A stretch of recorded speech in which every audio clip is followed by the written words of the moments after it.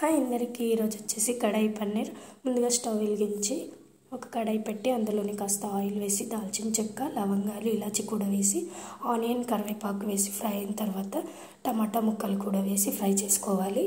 అందులోనే కాస్త 7 నుండి 8 కాజు కూడా వేసేసుకోవాలి.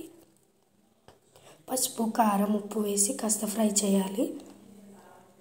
ఈ విధంగా ఫ్రై అయిన తర్వాత 5 నిమిషాల పాటు ఉడికించుకోవాలి. స్టవ్ ఆఫ్ చేసి పక్కన పెట్టేసుకొని పన్నీర్ తీసుకొని ఈ విధంగా పీసెస్ కట్ చేసుకోవాలి.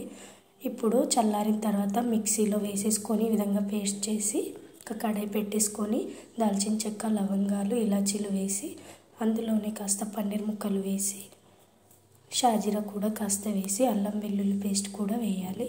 కారం, పసుపు, ఉప్పు వేసి కాస్త ఫ్రై అయిన తర్వాత అందులోనే మనం ఇప్పుడు పేస్ట్లా చేసుకున్నాం కదా, ఆ పేస్ట్ వేసి కాస్త వాటర్ కూడా వేయాలి.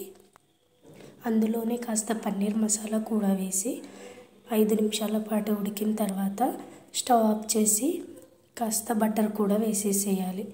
అంతే, home made kadai paneer ready. Please follow చేసి లైక్ చేయండి.